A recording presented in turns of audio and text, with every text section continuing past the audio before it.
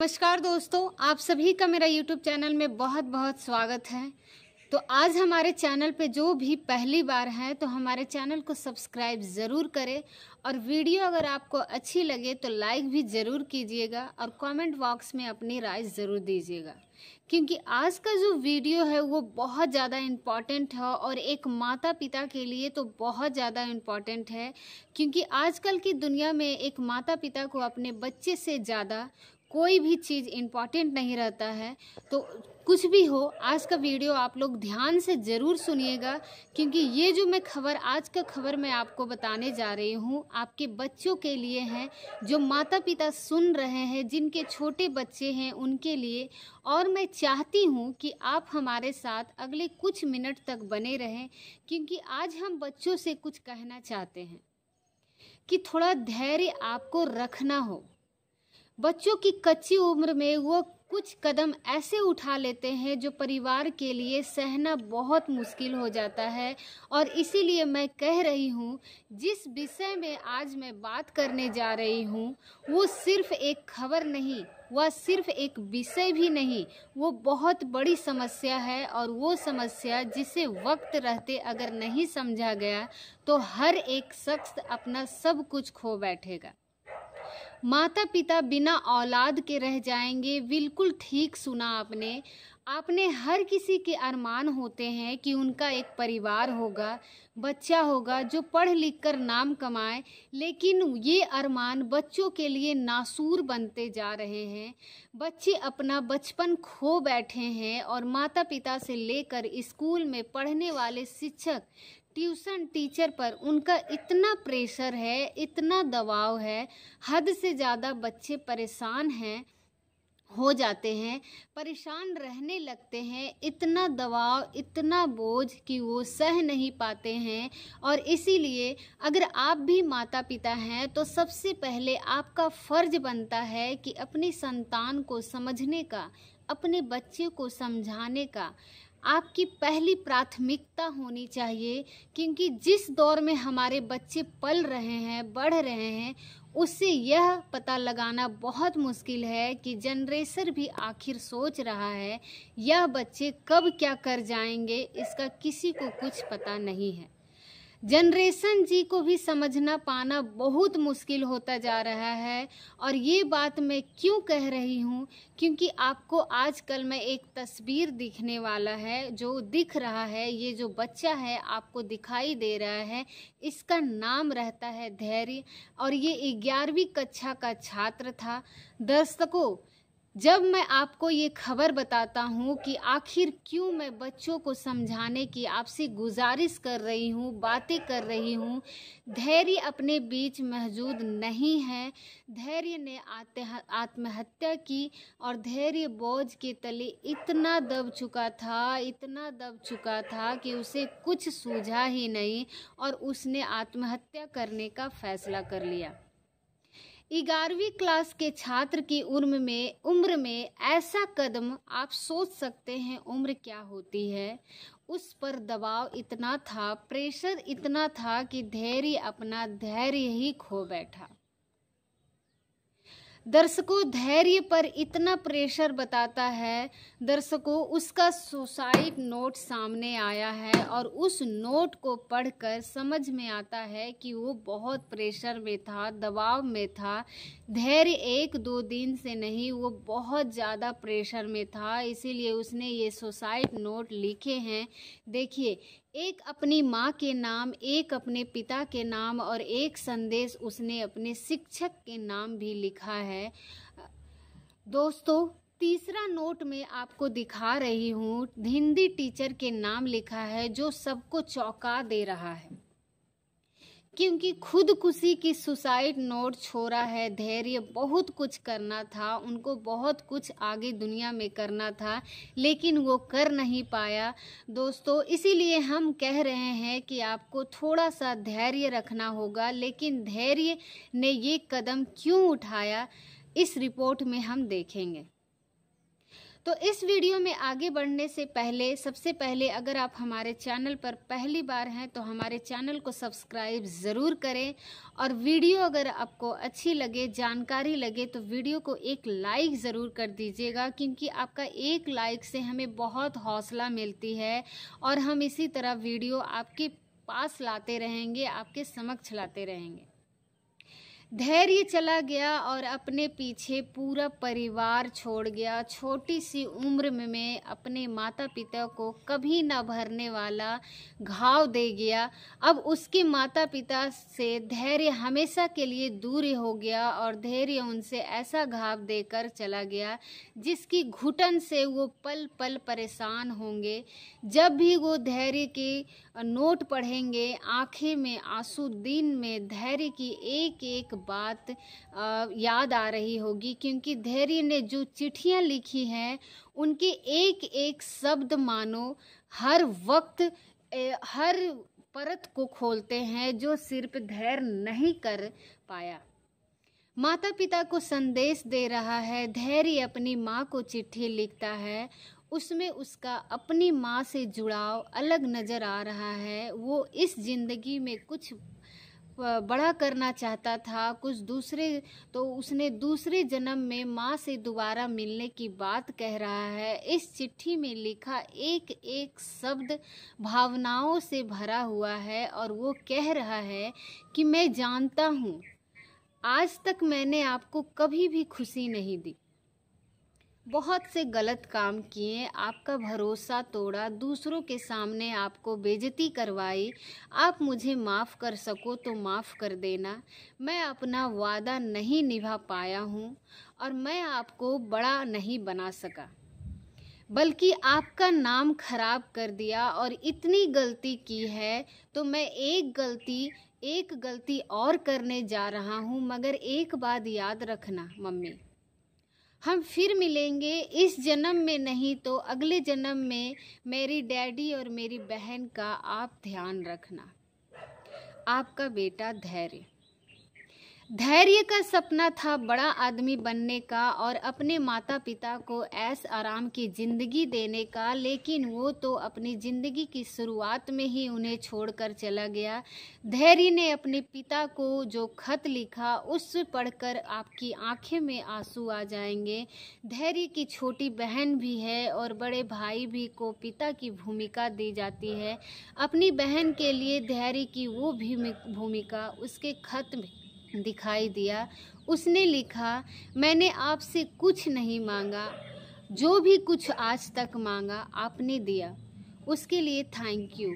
छोटी बहन को उतना पढ़ाना जितना वो पढ़ना चाहती है, बीच में मत रोकना प्लीज़ पापा। मैं आखिरी बार आपसे कुछ मांग रहा हूँ। लेकिन जिस चिट्ठी ने सबसे ज़्यादा चौंकाया वो चिट्ठी है धैर्य की अपनी हिंदी टीचर सुनीता पासी को। इस चिट्ठी में धैर्य ने लिखा, ये दिन आपके लिए सबसे अच्छा होगा ना मैम। आपकी सबसे बड़ी परेशानी मैं दूर कर रहा हूँ, वो भी हमेशा हमेशा के लिए। इस चिट्ठी ने खुदी करने के कारण सभी सहयोगी उल्टी टीचर की तरफ पलटकर मोड़ दिया, क्योंकि उसने उस चिट्ठी में लिखा कि ये दिन आपके लिए सबसे अच्छा होगा। यानी कि धैर्य और उसकी टीचर के बीच कुछ गड़बड़ी तो थी जिससे धैर्य परेशान था। धैर्य का ये खत बहुत कुछ सोचने पर मजबूर कर रहा है। बच्चों की सोच किस दिशा में आगे बढ़ रही है, ये बहुत बड़ा सवाल है। तो दोस्तों, अपने सवाल यही खड़े हो रहे हैं कि आखिरकार धैर्य ने सुसाइड क्यों किया। इससे पता कैसे चल बताता है। आपको मंगलवार को मंदिर में प्रसाद चढ़ाने के लिए धैर्य पहुंचा हुआ था और घर लौटकर धैर्य ने सभी को आकर प्रसाद दिया। और बुधवार की सुबह धैर्य को स्कूल जाना था, इसीलिए सभी लोग वक्त पर सोए हुए थे। और कुछ देर के बाद धैर्य के कमरे की लाइट जली हुई दिखती है तो धैर्य की माँ उसके कमरे में जाती है और धैर्य को पढ़ता हुआ देखकर वो अपने कमरे में जाकर आराम से सो जाती है। सुबह 5 बजे जब धैर्य की माँ की नींद खुलती है तो धैर्य घर में नहीं था और धैर्य को ढूंढती हुई धैर्य की माँ नीचे ग्राउंड फ्लोर पर पहुंचती है और पंखे पर दुपट्टा लटके देख धैर्य जमीन पर गिर पड़ा था।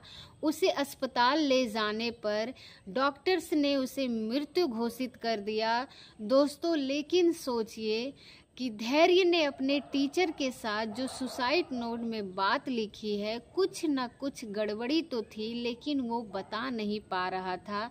सोचिए जरा, धैर्य की सुसाइड नोट अब तक की जांच पड़ताल में यही पता चल रहा है कि धैर्य अपने टीचर से बहुत ज़्यादा परेशान था और उसकी टीचर उसे टॉर्चर करती थी, इसीलिए वो परेशान रहने लगा था।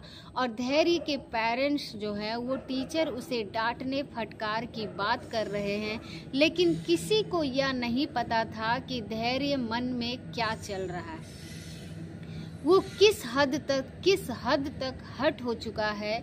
सोचिए जरा। लेकिन आप एक छोटा सा बच्चा इतने प्रेशर में था, किसी को पता नहीं चला।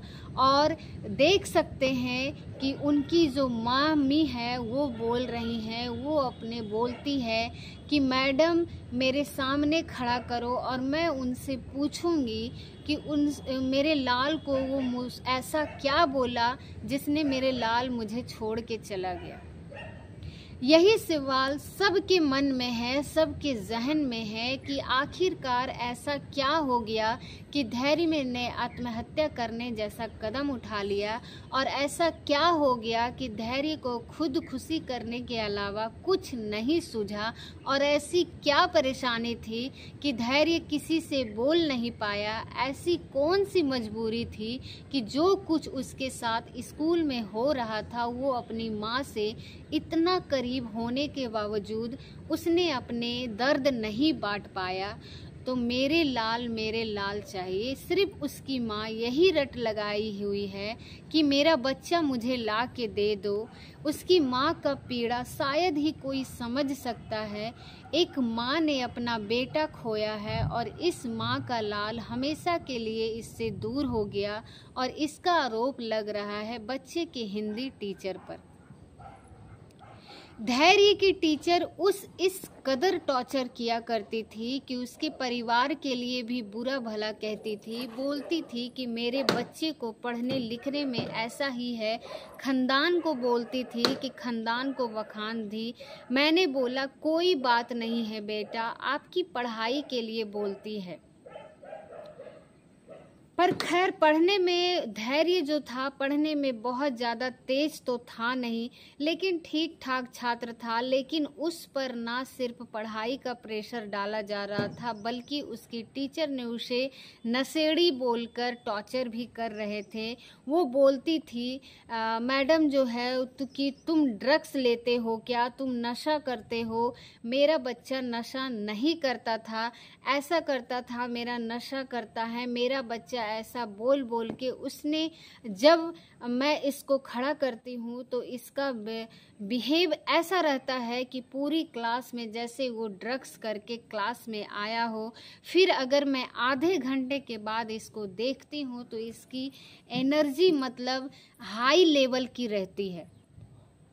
क्लास में किसी एनर्जी इतनी हाई लेवल की नहीं होती है। और धैर्य बचपन से ही उसी स्कूल में पढ़ रहा था जहां ये टीचर पढ़ा रही थी। सवाल तो ये भी थी कि स्कूल में ये टीचर एक छात्र के साथ ऐसा बर्ताव करती रही, लेकिन स्कूल प्रबंधन की तरफ से कोई कार्रवाई नहीं की गई। इसी स्कूल में धैर्य जो है काफ़ी सालों से पढ़ रहा था, और इसी स्कूल के एक टीचर पे जो है आरोप लगाया गया, क्योंकि परिवार वालों ने स्कूल की टीचर पर ये आरोप लगाया है कि उसके बच्चों को टॉर्चर किया जा रहा था, और ये बार बार कहा जा रहा था कि तुम नशेड़ी है, तुम ड्रग्स लेता है। और इसी बात से धैर्य जो था काफ़ी ज़्यादा डिप्रेस में गया, और आखिरकार में वो गिल्टी फील किया और बुधवार की सुबह उसने आत्महत्या कर ली। धैर्य के माता पिता का आरोप है कि दिल्ली पुलिस ने इस मामले में बहुत लापरवाही बरती है। उन्होंने इस मामले में पुलिस और स्कूल प्रबंधन को मिलीभगत का आरोप लगाया है। धैर्य के माता पिता के पास उसका बेटा लौट कर तो नहीं आ पाएगा, कभी नहीं आ सकता, लेकिन वह इंसाफ के लिए माँ कर रही है। देख लिया दर्शकों, आप दोस्तों, जिस स्कूल में धैर्य पढ़ता था वो दिल्ली के आनंदपुर धाम कराला में स्थित है। धैर्य की मौत के बाद पूरा परिवार मातम में डूबा हुआ है। आपने देख लिया कि लेकिन वो अपने बच्चों के लिए इंसाफ मांग रहे हैं और 48 घंटे तक पुलिस की लापरवाही बरतने के बाद अब इस मामले में थाने में टीचर के खिलाफ शिकायत लिखी गई और पुलिस ने इस पूरे मामले में मुकदमा दर्ज कर जांच शुरू कर दिया है। लेकिन आप जरा सोच के देखिए कि एक परिवार ने अपना बेटा खो दिया। धैर्य के पिता क्या कह रहे हैं? धैर्य के पिता कह रहे हैं कि मैं पहले कभी स्कूल में पेरेंट्स मीटिंग में नहीं जाता था। मैं पहली बार ही उसे एक कंप्लेंट कर देता था। बच्चा इतना हरासमेंट हो गया था कि उसको स्कूल से दोस्त भी आए थे, वो भी बता रहे थे कि धैर्य को कुछ जो टीचर हैं वो सबसे ज़्यादा टॉर्चर करती हैं और उसको हरासमेंट करती हैं। तो क्लास के बच्चे के प्रति उसकी गिल्टी बहुत ज़्यादा हो गई थी और वो अपने आप को बहुत ज़्यादा प्रेशर में आ गया। और धैर्य की आत्महत्या करने का ये कोई पहला मामला नहीं है। धैर्य जैसे कई बच्चे हैं दोस्तों, छोटी सी उम्र में इतना बड़ा कदम उठाने के लिए मजबूर हो जाते हैं और छात्र लगातार आत्महत्या करने जैसे कदम उठा रहे हैं।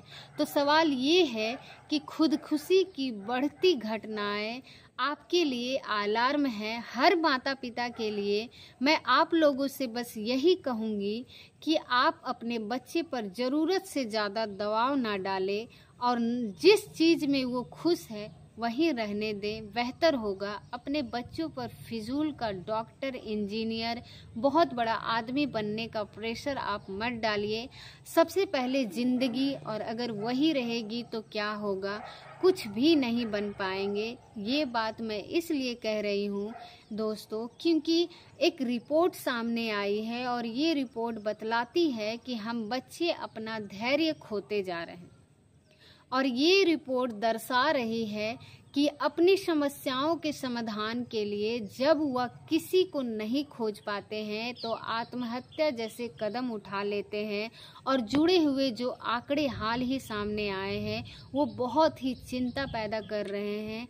क्या कहते हैं आंकड़े, बताती हूँ आपको। एनआरसी आरबीआई के आंकड़ों के मुताबिक देश में आत्महत्या की घटनाओं की संख्या हर साल 2% की बढ़ोतरी उसमें देखी जा रही है, जिसमें छात्रों की आत्महत्या के मामले में 4% की बढ़ोतरी हुई है और 2022 की कुल छात्र आत्महत्या के मामले में 5% रहे हैं। जब तक इससे पहले 2021 में छात्राओं की आत्महत्या की 7% की वृद्धि देखी गई। एनसीआर आरबीआई के आंकड़े पुलिस ओर से दर्ज एफआईआर पर आधारित है। दर्ज तो हमने आपको दिखाया, लेकिन आप सोचिए इसको लेकर कि हमने मनोवैज्ञानिक से भी ये बात की है, वो मामले पर क्या कह रहे हैं, अपने बच्चों पर कैसे ध्यान दें, समझे, सुनिए, ज़रा देखिए बच्चों पर सुसाइड के बढ़ने का कारण क्या है। आज की डेट में सबसे पहले ज्वाइंट फैमिली की सिस्टम होता था, वो नहीं है और न्यूक्लियर फैमिलीज़ हैं। पेरेंट्स के ऊपर जिम्मेवारी है तो वो दोनों हस्बैंड वाइफ अगर वर्किंग है तो बच्चों के लिए कोई ये तो केयर टेकर नहीं है और वो अपनी बात नहीं कर पाते हैं। और बहुत ज़्यादा एक्सट्रीम फॉर्म सोसाइटी, आपको पता होना चाहिए कि ये सब ट्राइबल डिसऑर्डर हैं, अगर आप टाइमली अपना एंजाइटी, डिप्रेशन व सोसाइटी पर या कोई भी साइकोस इस तरह कोई भी मेंटल डिसऑर्डर है तो आप टाइमली बच्चों को ले सकते हैं। डॉक्टर के पास से पूरा इलाज संभव हो और मेडिकेशन की काउंसिल के साथ आप ये कर सकते हैं। उम्मीद करते हैं कि ये वीडियो आपको बहुत ही अच्छा लगा होगा, क्योंकि ये वीडियो एक माता पिता के लिए, अपने बच्चे के लिए बहुत ज़्यादा इम्पॉर्टेंट है। तो मैं आप लोगों से एक छोटा सा रिक्वेस्ट करते हैं कि आप लोग चाहे कितना भी पूरा लाइफ में, चाहे आप कितना भी बिजी हैं, लेकिन अपने बच्चे पर पूरा से पूरा ध्यान दें। अपने बच्चे से हर बात के लिए पूछें, एक माता पिता की तरह नहीं, एक फ्रेंड के जैसा, कि उसने दिन भर में क्या किया, उनके स्कूल में उनके साथ क्या हुआ, क्या पढ़ाई हुआ, क्या चल रहा है, उनके टीचर का व्यवहार उनके साथ कैसा है, या फिर उनके दोस्त का व्यवहार उनके साथ कैसा है। तो उम्मीद करते हैं आपको ये वीडियो बहुत पसंद आया होगा, और अगर आप हमारे चैनल पर पहली बार हैं तो हमारे चैनल को सब्सक्राइब ज़रूर करें और वीडियो को लाइक ज़रूर करें, और जो भी राय है आप हमें कमेंट बॉक्स में दे सकते हैं। तो हमारे वीडियो को वॉच करने के लिए बहुत बहुत आपका धन्यवाद।